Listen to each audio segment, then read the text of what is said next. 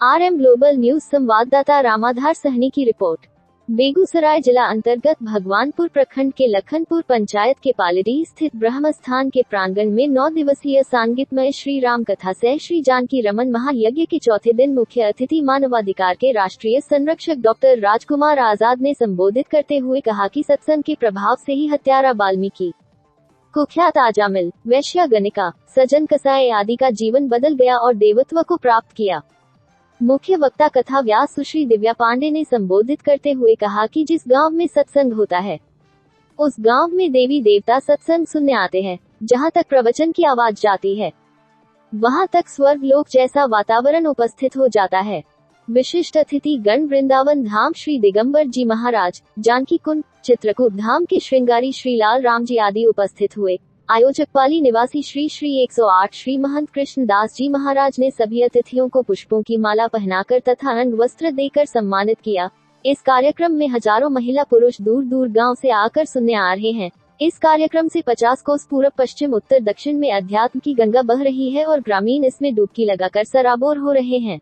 महादेव के प्रणाम करने के बाद देवी पार्वती ने कहा कि यहाँ काहे प्रणाम करते हैं?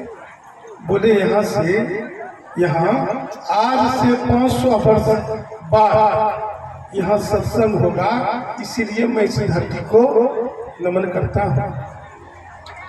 जो व्यास गद्दी पर बैठते हैं साक्षात भगवान व्यास के समान हो जाते हैं। जैसे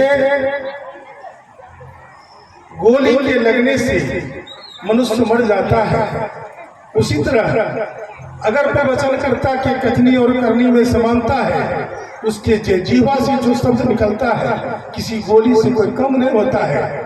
अगर उनकी बातों को आंख से आंख मिला करके आप उनका प्रवचन सुन लेते हैं तो आपके अंदर में जो अंधकार है वो मर जाएगा और आपके अंदर में जो प्रकाश है वो प्रस्फुटित होगा और आपका जीवन सुखमय होगा, मंगलमय होगा। इसीलिए ये पाली की धरती धन्य है जो कृष्णचंद्र महंत कृष्णचंद्र जैसे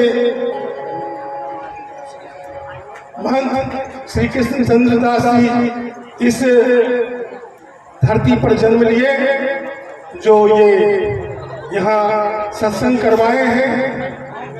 मैं महंत श्री कृष्णचंद्र दास जी उम्र में छोटा है, लेकिन मैं इनको चरण छू करके मैं इनका चंदन वंदन अभिनंदन करता हूँ। आपने जो इस गांव में महान कार्य किया, इसके लिए यह गांव ही नहीं पूरा समाज आपका ऋणी है। इसी तरह आप इस गांव के मान सम्मान की रक्षा करिए और यहाँ के गांव में भी जो कली काल है, कलयुग है, मैं प्रवचन करता हूँ। मैं कहता हूँ कि जिस घर में 2 शौकीन हो जाए उस घर का क्या हाल होगा? बोलिए, वह घर स्वर्ग होगा कि नरक? नरक हो जाएगा। लेकिन रामायण जब पढ़िएगा तो राजा जनक को 3 पत्नियां थी। 3 शौकीन के बीच में एक बच्चा जन्म लिया जिसका नाम रामपरा। 3 शौकीन के बीच में एक बच्चा का जन्म हुआ जिसका नाम रामपरा। और तीनों शौकीन में ऐसा प्रेम था कि जो बच्चा जन्म लिया संपूर्ण ब्रह्मांड में भगवान श्री राम के नाम से पूजनीय हो गया। जब 2 शौकीन रहने वाला घर बर्बाद हो जाता है तो 3 शौकीन रहने वाला घर का लड़का संपूर्ण विश्व में भगवान के नाम से कैसे विख्यात हो गया? कहने का मतलब है जहाँ सम्मति तहाँ संपत्ति नाना, जहाँ कुमति तहाँ विपत्ति निदाना। जिस घड़ीवार में घर में पिता पुत्र में, पति पत्नी में, भाई भाई में मेल होगा, घर का लोग मर्द कोरी हो जाए, 24 घंटा घर में रहे, घर से बाहर कमाने के लिए नहीं जाएगा।